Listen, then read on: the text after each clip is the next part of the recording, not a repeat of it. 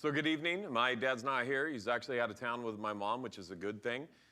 So he left me in charge tonight. It's a great honor to any time I get to fill in for Dad. I try not to do it too often because I don't want him to get used to it because I love having him up here. Dad usually starts out the service by reading a verse. I'm not going to do that tonight. My dad's way better than I am. And so we're just going to start out with singing this evening.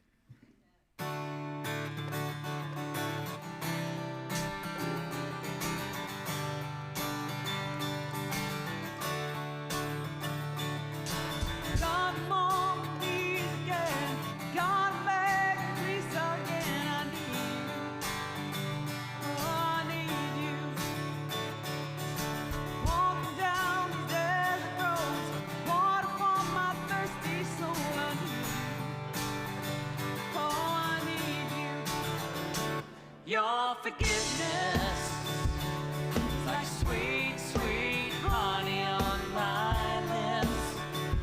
It's like the sound of a symphony to my ear. It's like holy water on my skin.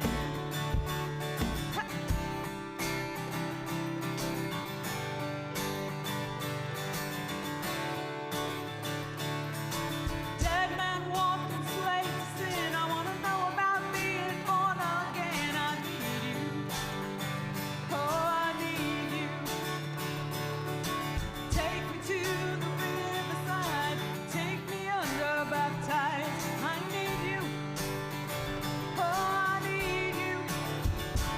Your forgiveness, my God, Jesus, like sweet, sweet honey on my lips. Yes, it is. It's like the sound of a symphony in my ears. It's like holy water on my skin. I don't want to abuse your grace, God, I need it every day. The only thing that ever really makes me want to change. I don't want to abuse your grace, God, I need it every day. The only thing that ever really makes me want to change. Your forgiveness, like sweet, sweet honey on my lips. Like the sound of a symphony to my ears. Like holy water on my skin. Your forgiveness, come on, church. Like sweet, sweet honey on my lips. Like the sound of a symphony to my ears. Like holy water on my skin. Like holy water on my skin. Like holy water.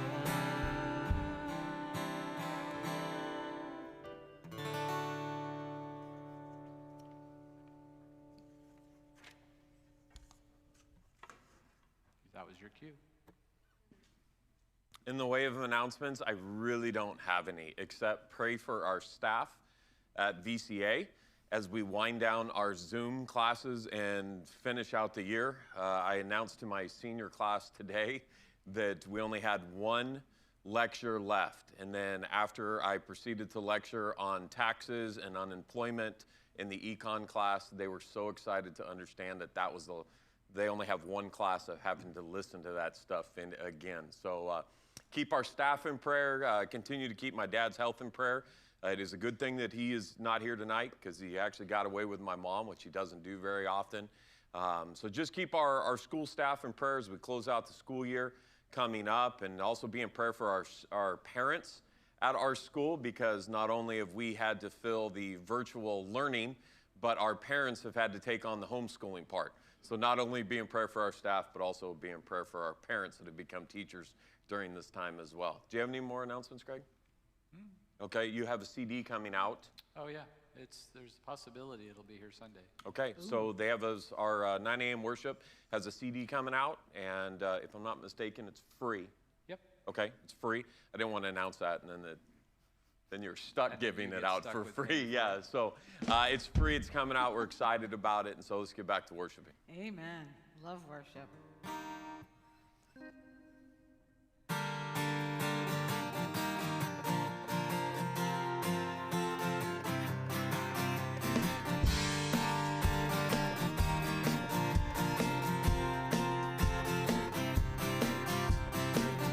Now the time has come, let it slip away. Does it matter anyway? It's the same old thing, happens every day. Does it matter anyway? It's time to praise the Lord. We are here, we are here, we are here to praise you. We are here, we are here, we are here to praise you. And I can hardly wait, lay my burdens down, Jesus carried them away like a brand new day. Sun is shining down, helping me to find the way. It's time to praise the Lord. We are here, we are here, we are here to praise you. We are here, we are here, we are here to praise you. We are here, we are here, we are here to praise you. Lord, we sing a song of praise, song to you on high. Let it ring throughout the day, fill the air with joy. Did Jesus say, when we're gathered here, he'll be with us in our midst? It's time to praise the Lord. We are here, we are here, we are here to praise you. We are here, we are here, we are here to praise you. We are here, we are here, we are here to praise you. We are here, we are here, we are here to praise you.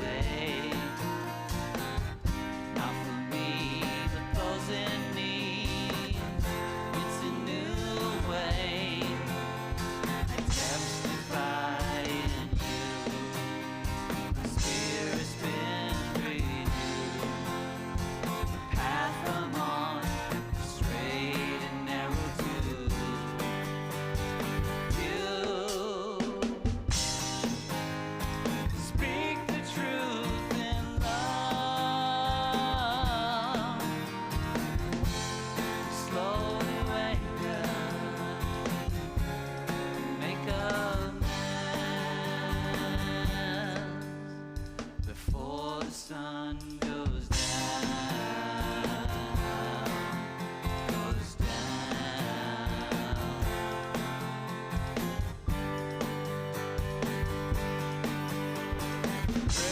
Rage, all the heartache, hate, every form of malice he'll wash away.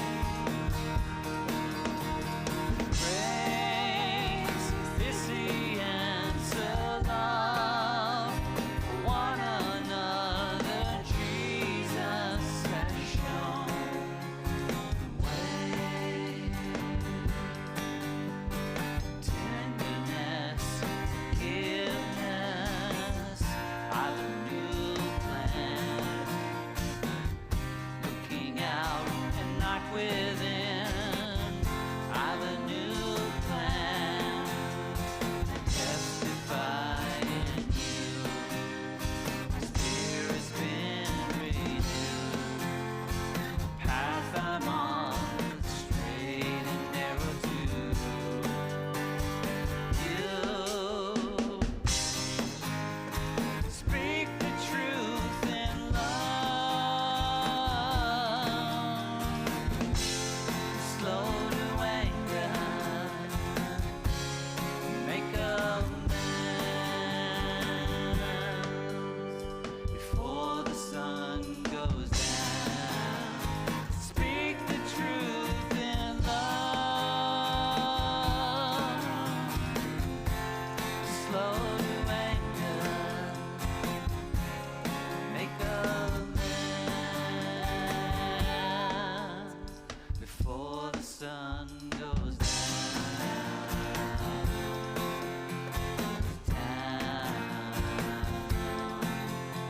Before the sun goes down, before the sun goes down, before the sun goes down.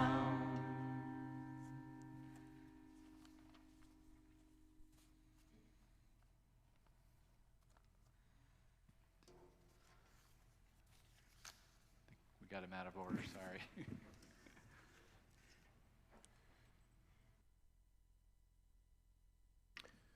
So, offering.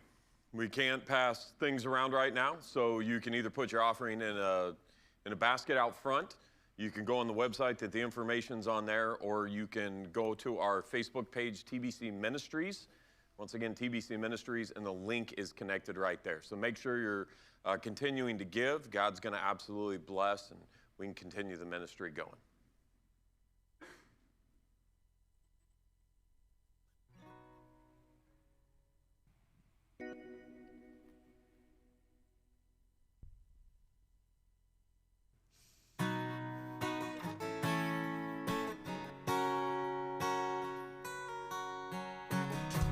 Can you say with certainty where you spend eternity to come?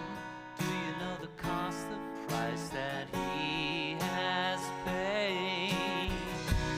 If you hear the words we sing, say a prayer to Christ our Savior King. Know the truth and be set free. Christ is Lord. Christ is Lord. I am in this world, not of it. Don't belong to this side anymore. Feet are on the ground, but my eyes are looking up. I am in this world now. A temporary home down here pales in comparison to the home in heaven that my Lord has made. I believe in Jesus Christ. He is coming back again. We will live eternally in His great heaven. His great heaven. I am in this world, not of it. Don't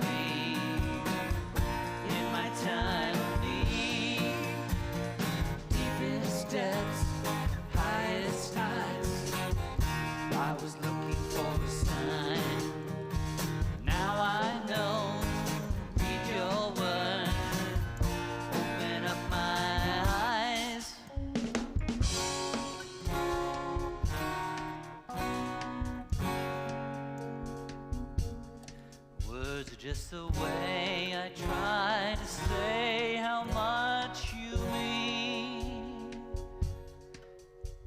Your word is pure as gold, a shield to guard my soul. Trust in you, my refuge and my strength. Jesus, Son of God, heaven up above. My faith in only you is firmer than the ground below me. I will boldly go to your throne of grace, in mercy to obtain, find the grace to help me in my time of need.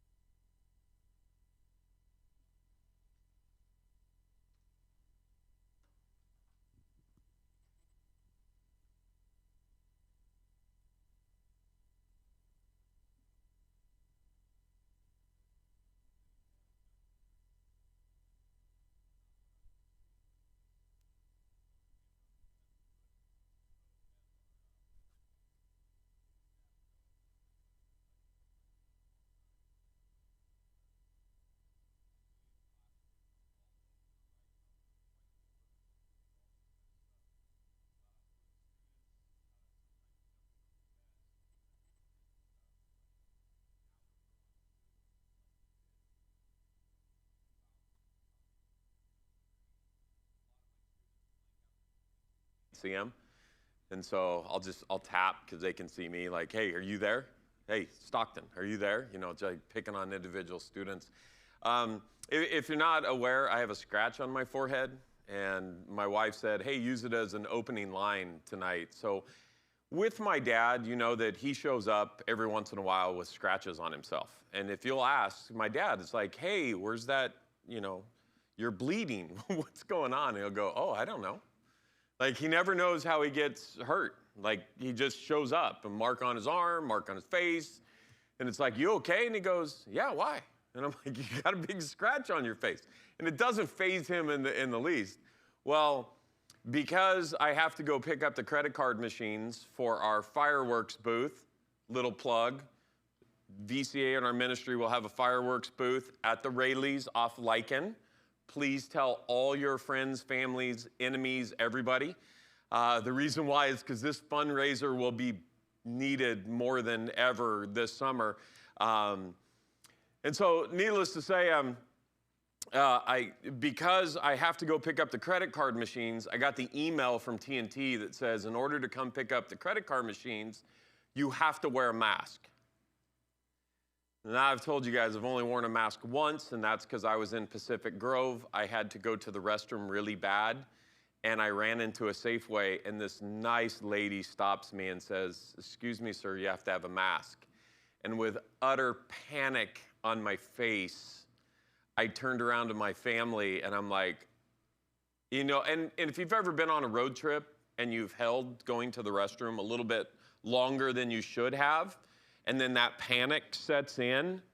That is what had happened to me, is the absolute panic set in, and I had just timed the jog sprint to get to the facilities, if you know what I mean. And I know this is a lot of information, but there's a story, you know, it's to back up where the scratch came from. And so I turned around to my kids, and Claudia hands me this mask that fits her that somebody made, but does not fit me.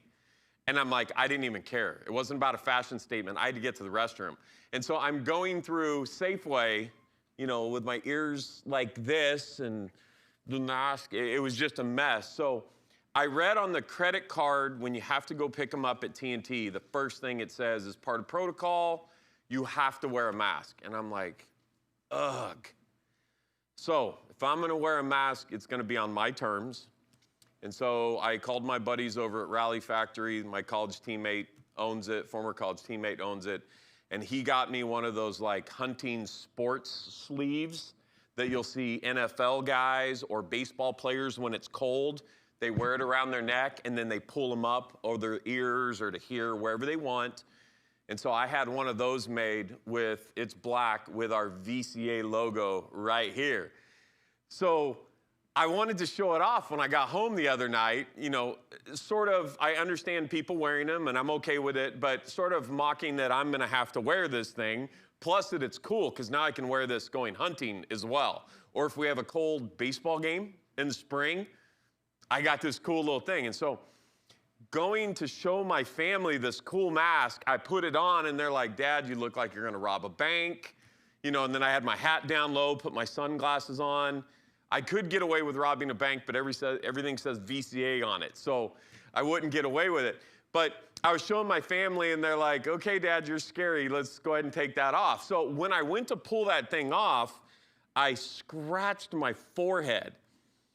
And my daughter and my wife are like, oh, and immediately it hurt. It's one of those that you touch it and it just stings. You know, it's not like life or death, but it just stings to the touch. And I'm like, not a big deal. I wear a hat because I'm bald anyway, so it doesn't matter that I scratch my head. And so I'm like, oh, I'll be all right. You know, I'll just wear my hat. Nobody will see it. And then one of my family members goes, you're preaching for Grandpa on Wednesday night. And I went, I'm going to look just like my dad with a scratch on his head. So, and you got to understand, it was just last week that my family, I was the target of ridicule in my household because they say I'm turning into my dad when I go into a grocery store. I'm talking to people now. I know Dad's going to see this. He's going to laugh because we hate it as his kids. He walks into a grocery store and wants to introduce us to everybody, and we don't want to talk. And my kids started accusing me of, that's you. You're doing that now. And so now I have a week ago, they're saying I'm starting to talk like Grandpa, and then now I'm walking around with the battle wounds just like Grandpa. And I'm like, oh my goodness. So that's where the scratch came. My daughters did tease me. They asked me if I wanted makeup tonight on it, and I'm like, no, I'm just gonna absolutely wear it. So we're gonna start out Mark chapter 28. So I think Mark's gonna put it up on, or excuse me, Matthew chapter 28. Mark's gonna put it up on the screen. I'm going to talk about a little about doubt. There's a lot of stuff going on right now. Obviously, we go from COVID, then we introduce the protests. There's a lot of things going on. And I said last time I spoke, I think Wednesday night is just that hump service to give us a little positive energy to get into Sunday, and Sunday you dig into it. And so I'm not going to go too deep on everything that's going on in the world. You guys are dealing with it on an everyday basis just like I am. I'm dealing with it at the school level, the sports level. On Monday night, I met with my fall coaches for VCA, and we were going over all the protocols that we're going to have to do to start summer training for our kids. And my football coach, thinking, oh, this was going to be a great meeting that we can get started, on Monday. An hour and a half into the meeting, he looked at me and he goes, seriously, I don't know if I want to start. Because it was like, you got to take temperatures. You got to stay in groups of 10. It's got to be socially distanced. There can't be a football right now. And then there's already CIF rules that say they can't use sleds and things like that or equipment during the summer, but they can use footballs and a couple other things. But like right now in the first phases, just as a school, our guys can't use it. And so my football coach is like, oh my goodness, that's a lot. And then my volleyball coach, he looked at me and he goes, oh. And I'm like, yeah, you're an indoor sport, so it's even more. And it's like, you won't be able to do any team stuff. It's going to be one girl has a ball and that's it, and you got to figure out stuff that one girl can do with that ball, and she can't share that ball. And then afterwards, we got to sanitize. And because the reality is, it doesn't matter what my personal feelings are on COVID. You guys understand that. As a school representative, I have no choice. And so there are certain things that I can go out and I can tweak a little bit, but there are other things as a school rep I cannot. And so I'm just going over all these rules, and then with our strength coach, I'm going over all these rules, and he goes, oh, I don't think I'm going to open the weight room anytime soon. And I'm like, yeah, that's why we're meeting. And we met for like 2 hours. Since I'm on camera, socially distanced, we had a meeting. And so it was just, a lot of doubt. A lot of times I'm out on the field working during this time, trying to keep it green for hopefully a ceremony that we could possibly have. And as I'm working out there, I'm just doing all this thinking. It's like, oh God, where are you? We've had just around our ministry, around our school, including our current volleyball coach, his father-in-law passed away, so they haven't had a funeral service yet. We've seen other funeral services that they can only have 10 people, and it's like, oh God, where are you?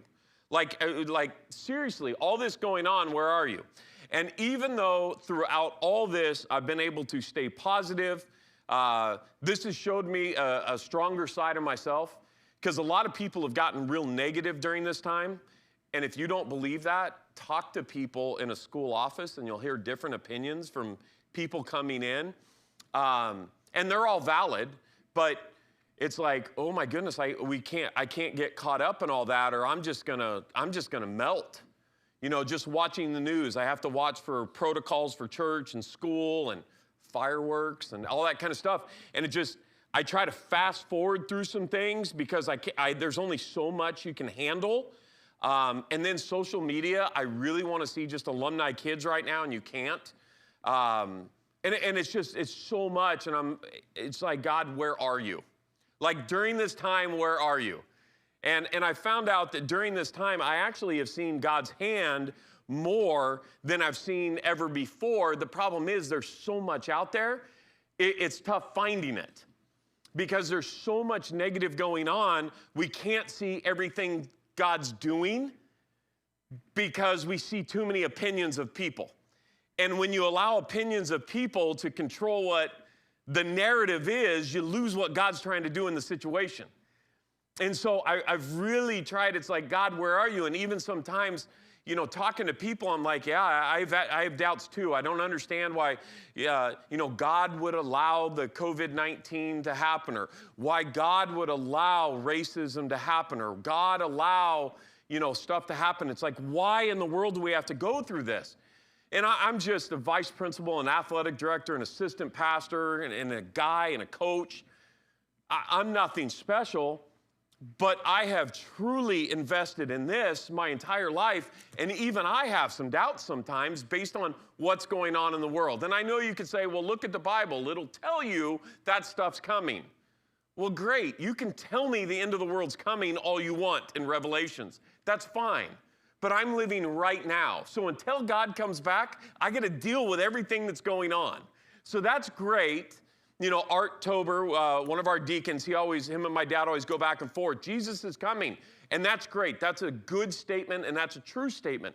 The only problem for me is he hasn't came today. So I had to get through today. And that's sort of the problem sometimes. I look at God and it's like, where in the world are you? Another person lost a relative. It would have been nice if you came before that person lost a relative. Or another marriage is breaking up. I've had a couple people during this time that I've had to counsel, and they've called and then not called and then called again and then not called. And I'm like, well, if God came before the problems in the marriage happened, then God would have taken us all and their marriage would have been great. They didn't have to go through any issues. But the reality is there's doubt. It's like me, even though I love God and I trust him and I serve him, there's doubt. And I'm like, oh my goodness, especially through this time, I've had to sort of wave through all the negative and look at a lot of the positive, because if I look at all the negative, then the doubt starts coming more. It really does. There's so much on social media that a lot of negative posts that are valid, negative posts, that things have happened in this country that is absolutely terrible. But then there's also some real cool videos that have come out. I'll give you an example. I saw a video the other day on social media, and it was a black guy, I think it was in North Carolina or back south. He had lived across the street from a white neighbor that was like 70 years old for 15 years. And the narrative is the black neighbor's like, I've never talked to him because I'm afraid he didn't like me, just because of the color of my skin. And so all of a sudden, he noticed that this white 70-year-old had 2 bunnies out front. It was like decoration bunnies. And he noticed that one of his bunnies that he painted black, and the other one he left white. And he's like, oh my goodness, why in the world would the guy do that? I thought he'd never talk to me because, of this. And once again, I'm not talking about all the negative stuff going on. I'm talking about the positive stuff that we don't get to see. And so the man, he goes, sir, do you sort of mind me filming you? It's like, I haven't met you in 15 years, and I just assumed because I was a black guy and you were an old white guy and you have the American flag that obviously you didn't like me. And the guy's like, no, my mom was busy. I basically had a nanny. That nanny was like my second mom. She raised me. She was black. And still to that day, that's the greatest lady outside of my mom I've ever knew. And he goes, I just see that you're always gone, you're always busy, so I don't want to interrupt on your schedule. So for 15 years, and I know that at my house, we've met neighbors during this time that we hadn't talked to in 15 years. But because of COVID-19, I had some time, we got to talk to some neighbors. And so they got to talk to each other, and they were on the same page the whole time, but their preconceived things were coming out that they assumed. And so out of that was pretty cool. And I saw that and I'm like, oh my goodness, that's the love of Christ right there, showing through all the other stuff that you see. That's the love of Christ right there. Just brought out because of COVID. We're locked in our houses. When we get out, we got an opportunity to address things that we haven't done before. And so a lot of doubt comes and a lot of doubt. And so I do see good. And so I go to Matthew chapter 28, and I'm going to sort of go through this real quick. It says, in the end of the Sabbath, as it began to dawn toward the first day of the week, came Mary Magdalene and the other Mary to see the sepulchre. And behold, there was a great earthquake, for the angel of the Lord descended from heaven and came and rolled back the stone from the door and sat upon it. Now, I talked about doubt, and all of a sudden we're talking about Christ being risen from the dead. Okay, so a lot of this early is I'm leading up to the point of what I want to talk about. He says, his countenance was like lightning, his raiment white as snow, and for the fear of him the keepers did shake and became as dead men. And the angel answered and said unto the woman, fear not ye, for I know that ye seek Jesus, which was crucified. He is not here, he is risen, which is it's got to be the coolest verse ever. He's not here, he's risen. I mean, we serve Christ based on this, because 3 days later, he rose from the dead. This sums it up right here. He isn't here, he's risen. That's the coolest thing ever. But once again, that's not what I'm going to focus on here. We continue on. It says, come see the place where the Lord lay, and go quickly and tell his disciples that he is risen from the dead. And behold, he goeth before into Galilee. There shall ye see him. Lo, I have told you.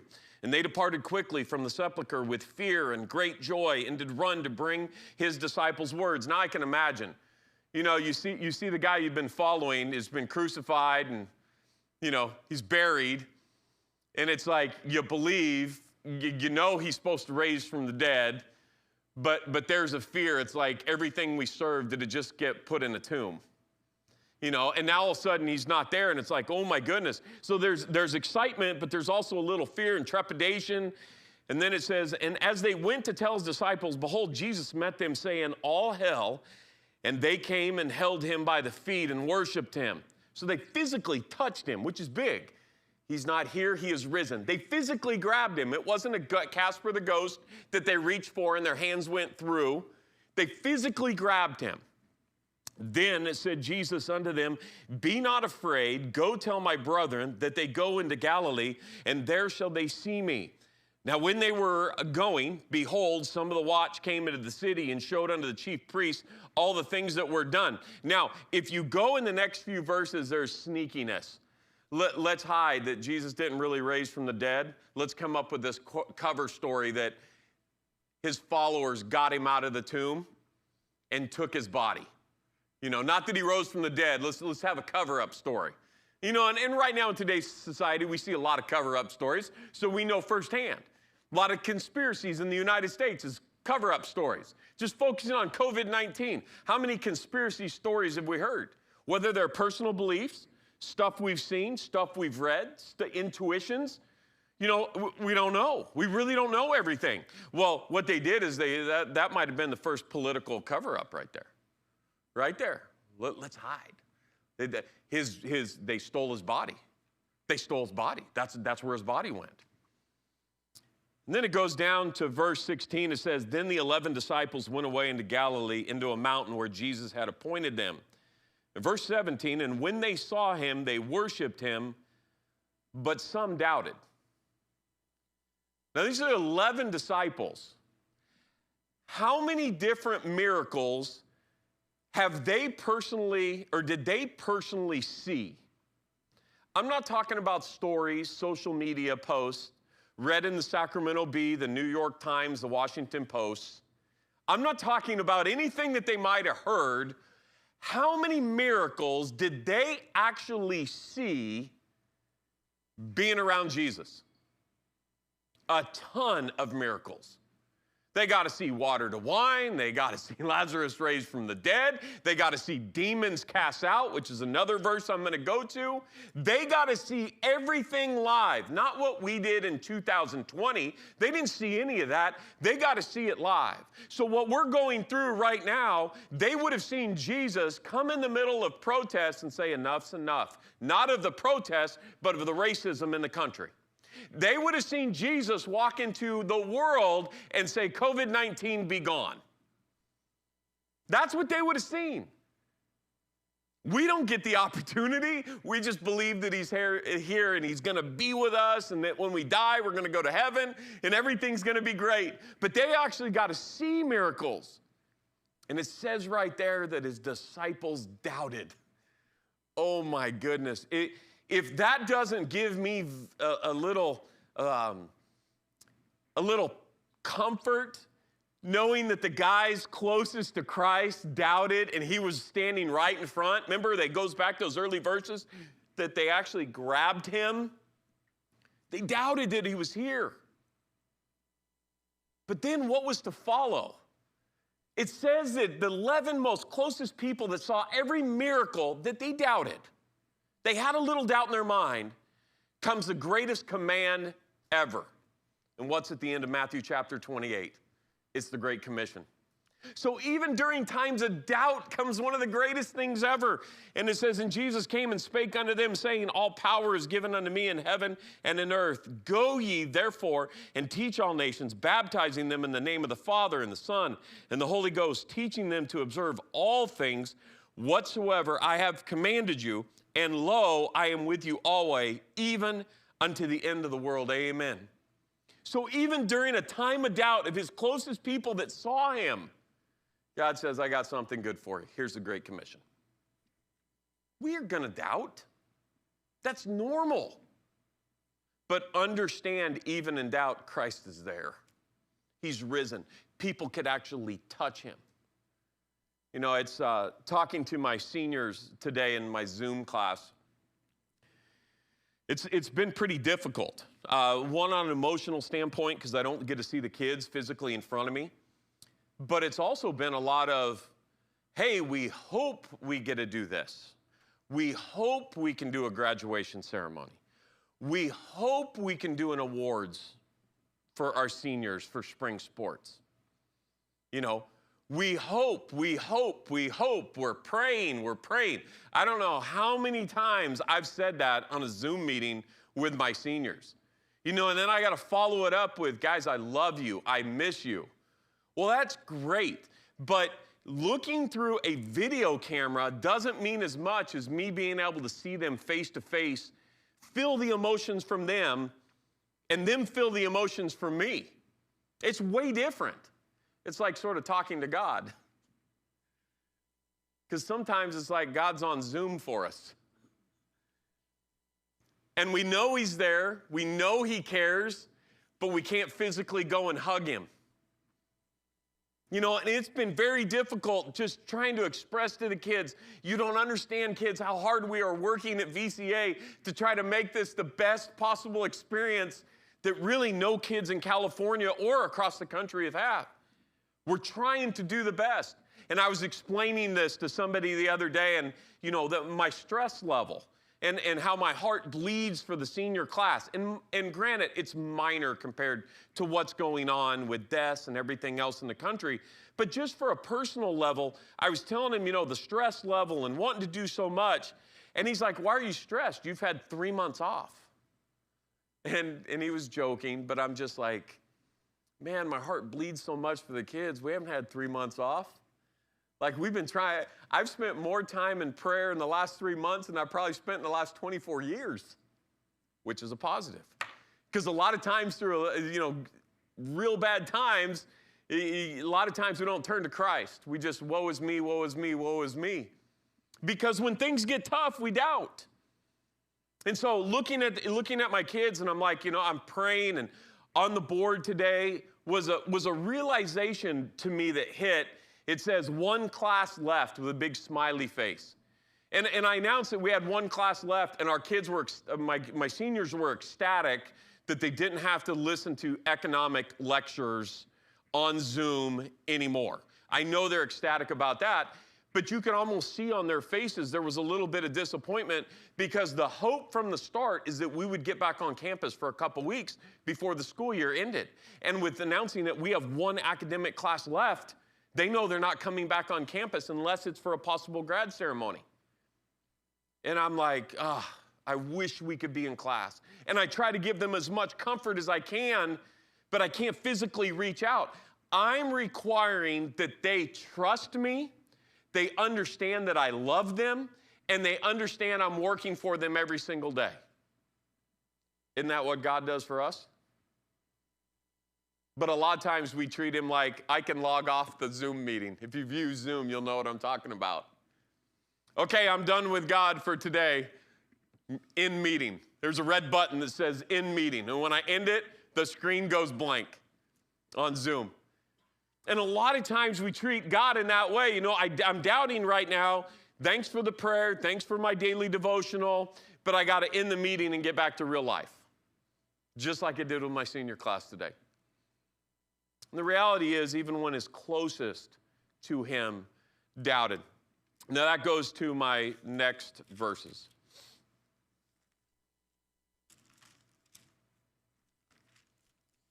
Sorry, I lost my spot. Mark chapter 8, verses 21. And he said, and he asked his father, how long is it ago since this came unto him? And he said,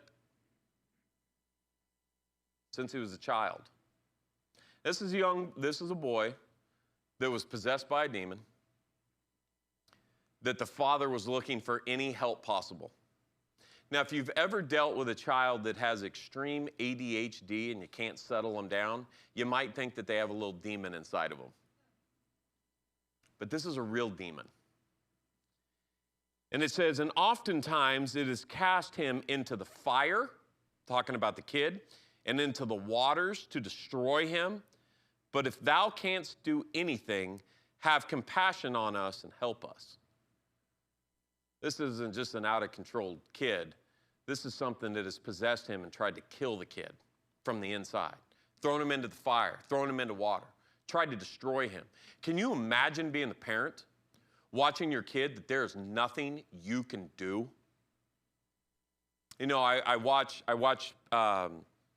I've seen parents go through very difficult times. I'm going to give you an example because we've talked about it throughout this ministry in our school. But we have a young lady that is is Taylor a sophomore in high school now, Kim? Yeah, Taylor's a sophomore in high school. When she was a young girl, she had cancer.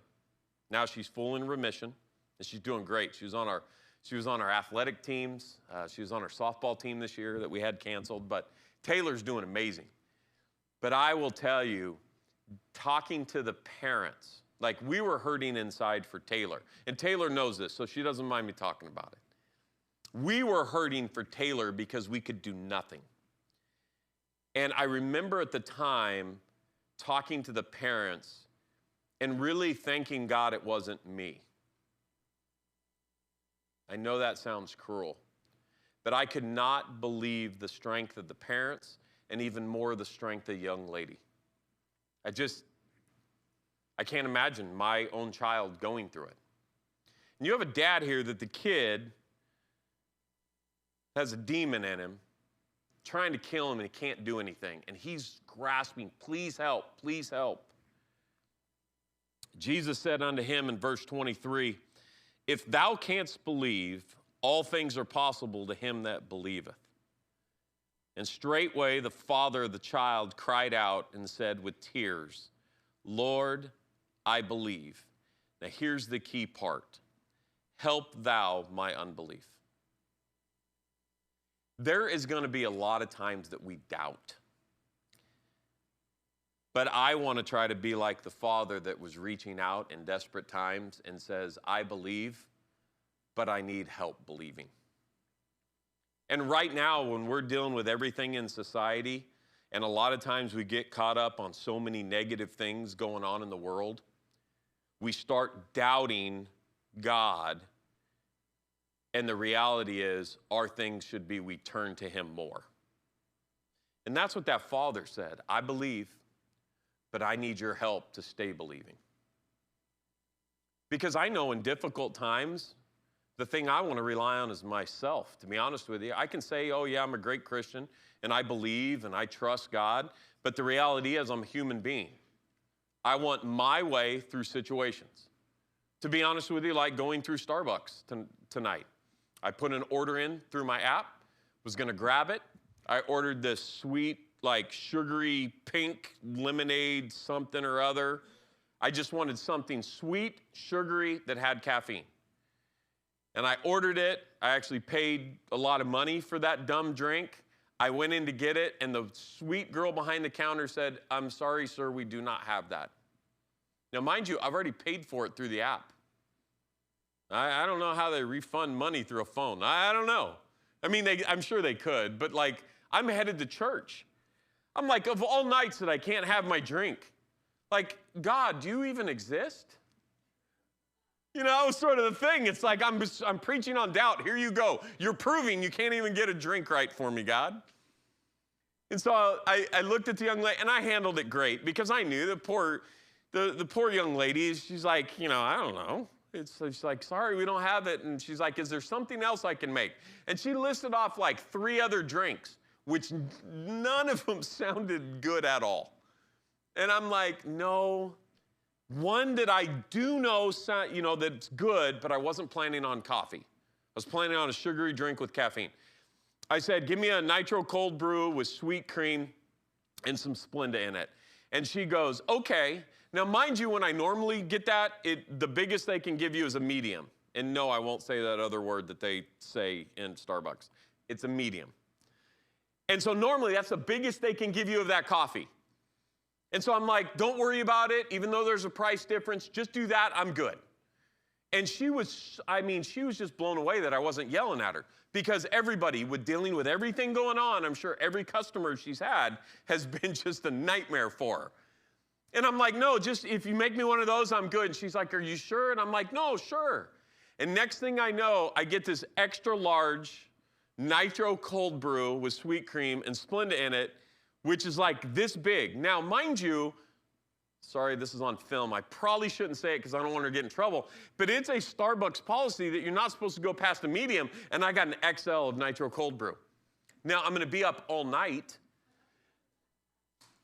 But imagine if I'd have handled that situation different. That young lady, she like hooked me up.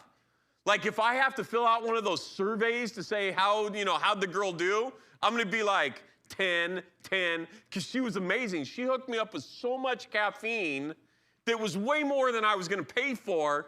And I walked out of there going, God, did you really exist? That was when my drink wasn't there. And I walked to my car and I'm going, man, God, you're there. You've got my back. Because now I have more caffeine than I ever needed ever. Thank God you are there. Thank God you died on the cross and you rose again so I could have a bigger Starbucks. Now, I know that sounds absolutely dumb, but in the negative situations, sometimes our inner trueness comes out, and our inner trueness is a human being, and a lot of times we can't be happy in life. And a lot of times we doubt.